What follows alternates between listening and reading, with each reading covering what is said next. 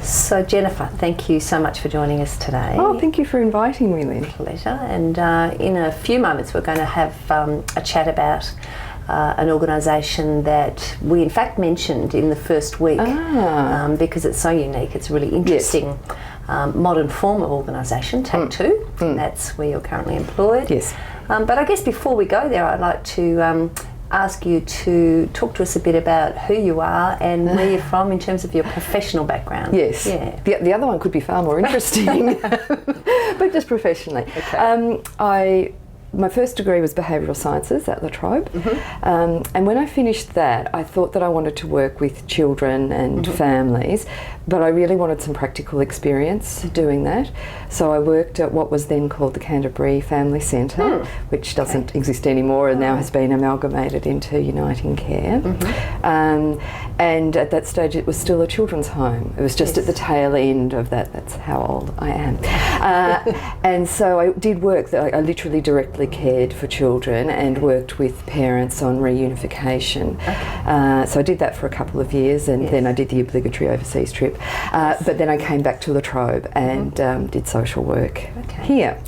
And after that, indeed, that's the area that I've stayed in: children, child protection, placement prevention if possible, reunification if possible.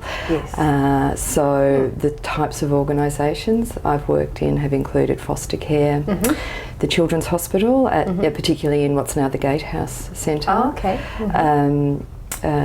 From there I went to a child and adolescent mental health service, and then I've also worked in the community sector in more foster care, family services. I went back to Canterbury and worked in the similar program, the next program up, which was about family reunification and placement prevention. And for a short time I actually worked in aged care in an inpatient mental health, which was a great change. Yes. Well, it was in some ways. I think one of the things that I've found as I've moved across organisations is that for social work there are a lot of really transferable skills, and we bang on about that all the time, about that sort of generic base, but you really learn that as you go through the sorts of things that you take with you, that if you can conduct a family meeting, then you can do that whether the client is 8 months or 87 years, and that there's always about inclusion of the broader family and understanding that the client or patient or wherever you are isn't just by themselves, but actually has an entire context that everybody needs to be involved. So you do learn those sorts of things. Oh, thanks, Jen. So really a rich and varied career, but almost exclusively, not quite, focused on vulnerable children and families. Yes. Which I guess brings us to your current employment. You're part of the Take Two service. Yes. I wonder if we could hear a little bit about your role, and then I'm going to ask you a little bit about the service itself. All right, so my role at the moment is in training. And I originally came from research here, which actually comes from doing teaching as well. So just to finish off my other thing, so in terms of my career, I then moved out of direct service into policy at DHS, and from there into teaching at Monash, and then teaching at La Trobe, and research for Take Two. Right, yes. So now I've moved from research at Take Two across to training. Right. So that's my position, full-time training. Okay. So after a number of years in practice, it sounds to me as though you gained an interest in then education. Yes. You went into initially higher education and now training, but also have had an interest in research along the way. Yes. Thanks, Jen. Yeah. So as I mentioned on the and I'm hoping that students will remember back that far. In our first week, we went. Natasha and I had a conversation about types of organisations, and Take Two is a relatively recent phenomenon. And I wonder if you could talk a bit about how Take Two came into being, and perhaps describe a little bit about the organisation. Thank you. So Take Two is actually a program rather than an organisation. It's contained within Berry Street. Good point. But as in terms of service size, Take Two employs about 100 people. Yes. So there are many organisations that aren't that size. So it is in one way the size of an organisation. Yes. So within the context of Berry Street. Take Two is 10 years old now, this year actually. So, time flies. So 2003, Yes. just to date the interview. Yes. So we started in 2003, Yes. and that was a response to children in child protection and particularly out of home care having real difficulty accessing mental health services. So the more mainstream child and adolescent mental health services generally found it difficult to engage with what we would call our population. Partly because they often moved, and so those services often have long waiting lists, and by the time somebody came up to the waiting list, they may well no longer be in that placement or living with that family. And there was also some philosophical discussion about how much work a psychiatric service could do with children where they weren't necessarily safe or stable. And as we know, a lot of children go through the court process for many years, wondering about whether they'll return home, whether there's going to be another permanent living arrangement for them. Yeah. And so sometimes it was difficult to access services because they felt there was already too much flux around the child, and that they didn't want to then try to do work with a child when there was really no stable base for them. Clearly, though, children in child protection have undergone enormous trauma, and there's very often attachment difficulties for them, and we know that those two things impact on a whole lot of life experiences, but particularly things like speech and communication, school attendance, and we know that those two things make an enormous difference to their life chances. And so it was important that we did do some work with them. So Take Two was specifically funded by the Department of Human Services to address that need. That gap, that identified gap. Yeah. I guess it would be great to hear then, if I think what you're saying is that it was a very specialised service to meet the needs of vulnerable children and young people, where it had been seen that they couldn't previously access easily mental health services, and that was their need. What would then a typical Take Two worker do? So we have, there are several parts to Take Two. We're a statewide service, and so we deliver clinical services across the state of Victoria. Right. But the other part of Take Two is to actually influence the system, so to get research and to also work at a level, so not just with the child but maybe with other organisations such as schools. And so part of the part of Take Two that's funded particularly around that are both the research team and the training team. So certainly our clinicians do work in those areas, but those two, so we actually have quarantined funding within our funding base to provide both research on our population. And you previously and were involved in that? Yes. And that research team is actually here at La Trobe as well. So we get information from the Department of Human Services when children are referred, so we have a reasonable background in terms of what harms they've had, what the consequences of those harms are. So trying to actually look at cumulative harm, and not just risk. But we also have the clinicians also regularly use standardised measures with the children, things like the Strengths and Difficulties questionnaire and the child trauma checklist, and we compare that over time to see how they're progressing, but it also gives us a baseline of the difficulties and the strengths that these children bring into care with them. So each Take Two practitioner would be implementing a number of tests, would you call them? Yeah, they're standardised with children, standardised tests, and that would help inform their intervention? Yes, that's part of their assessment and part of the review process. So we do that regularly, which you would do as a part of practice. In any case, you would have an assessment and a review. This just standardises part of that so that we can actually report on those sorts of things. And over what period of time would they be involved with children and families?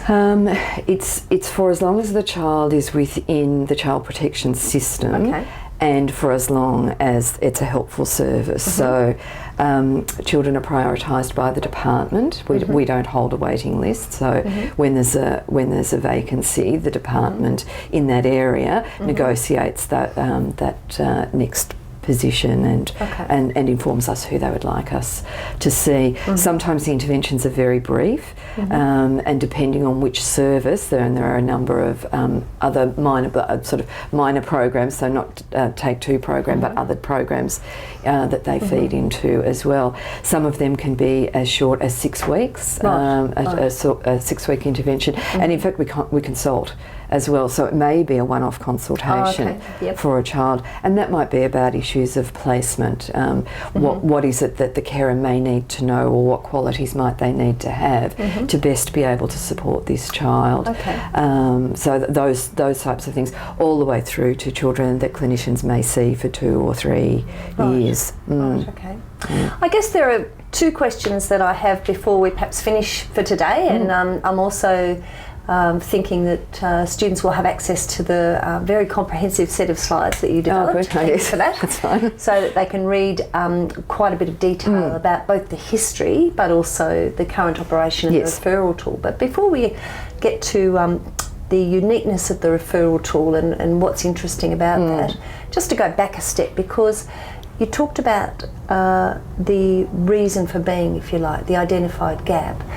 I'd be interested to hear, I understand that there are a number of organisations that came together to form the program. Yes. And students in this course are interested in auspice, so could you tell us a bit about that? Yes, and I've sort of certainly spoken about that at the start. Berry Street as an organisation is very strongly informed by the need to partner, and we do that across all of our programs. It's rare that you would run one program that doesn't have reference to any other local agency or agency within that same area of practice. For Take Two, we recognised that because it did have that research arm, that we would like other people to be involved with that, and because we have a training arm, we would like people to have influence about that, and clearly because Aboriginal children are so overrepresented in the child protection population, we obviously needed to partner there as well. So we partner with Mindful, which is part of Melbourne and Monash universities, and provides a lot of training, particularly around psychiatry. Partner with VACA, obviously the Victorian Aboriginal Child Care Association agency, to inform us around particularly program development, but they generally would sit on committees if we had specific research projects to do. We have an Aboriginal team within Take Two, and certainly we extensively consult and utilise that expertise, but in terms of the broader population within child protection, because VACA has obviously such a lead role in doing that, we consult with them. And so the other obvious partner is La Trobe, and here we are sitting. It's sort of like the fish in water. Who else do we partner with? That would be the one that's all around us. But that's also specifically in my office, in fact. Indeed, with the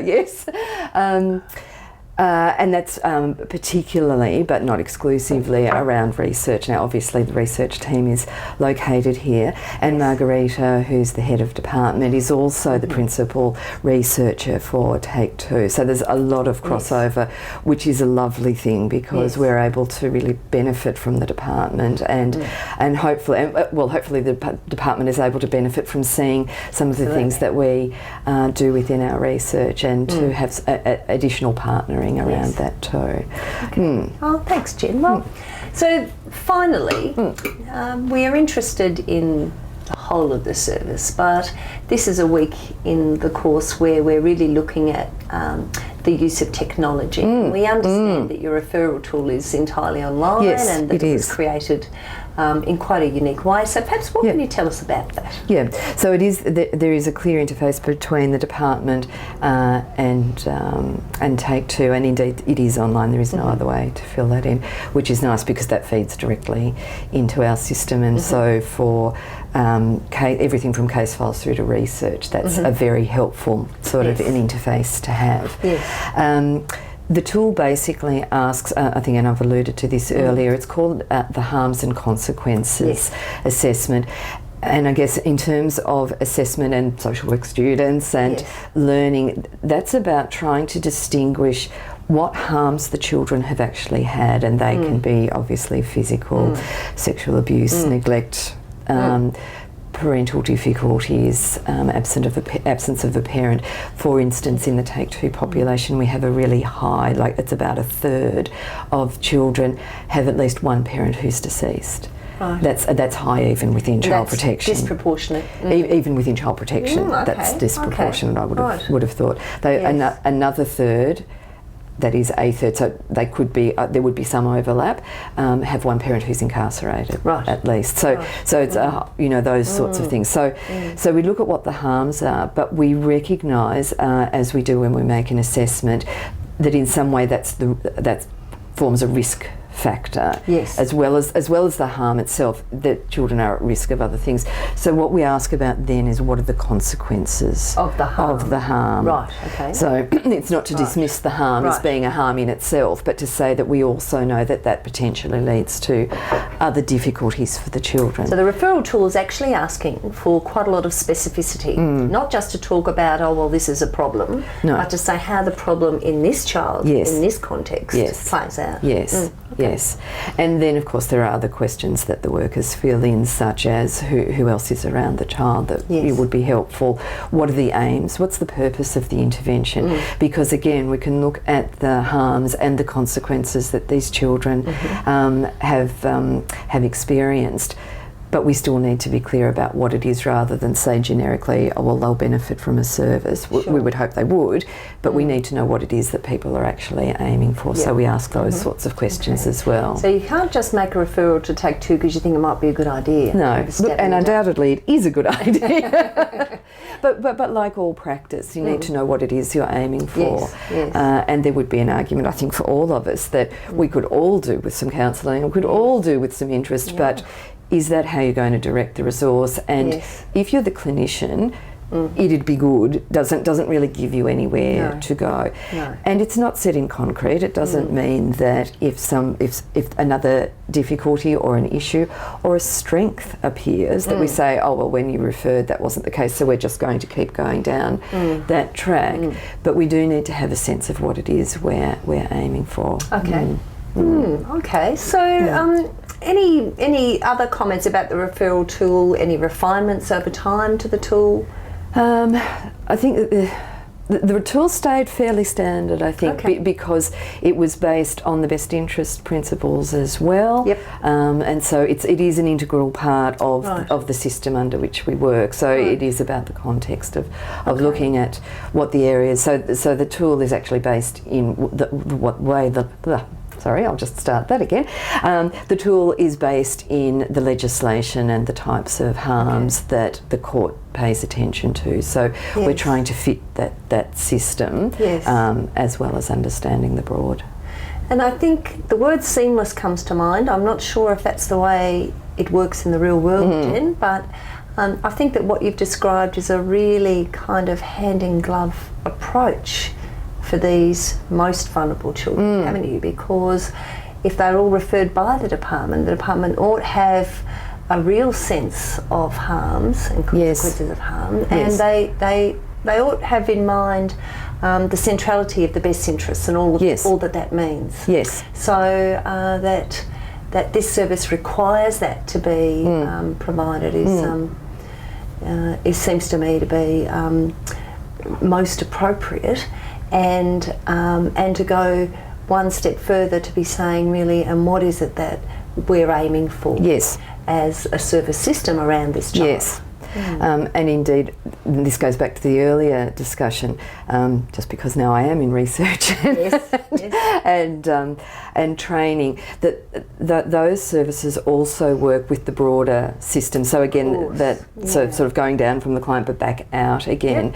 And so, for instance, the training team work certainly with the Take Two clinicians, but also with schools. We have a program called Calmer Classrooms, which is an attachment and trauma-informed approach to children, which benefits all children, not just children who have suffered harm, but we talk a lot about neurobiology and how it is that children learn, and the impact on trauma, or even on high stress on people's ability to learn, and how you would handle that. We also work with residential care staff in a training program called With Care. We have Fostering Hope, which works with foster care and staff and carers, a kinship care program that works with kinship care staff and also delivers some information sessions to kinship carers. And we really and then we deliver specific, I guess, health and wellness for staff. So it's actually quite a broad approach that is informed by things like when you read the harms and consequences, thinking about vicarious trauma to other staff who are reading and dealing with that, not just in our own service but for others. And so we have a training package around that, or we include it in other training, knowing that it's not just about the direct work but it's about self-care. So it's about really supporting that whole service system, and as you say, taking that broader approach where things are more integrated and less fragmented. Wow, Jen, thanks so much for coming to take time out and to tell us about what certainly sounds to us to be a truly innovative and interesting, if not entirely new, it's now a decade old. Well, it organisation or program rather. Yeah, the program is, but even so, we had some funding for post bushfires. So it is it's a constantly evolving service that responds to whatever the community need and focus is at the moment. So 10 years young, but really changing and growing. Yeah. Thanks, Jen. Thank you, Lynn.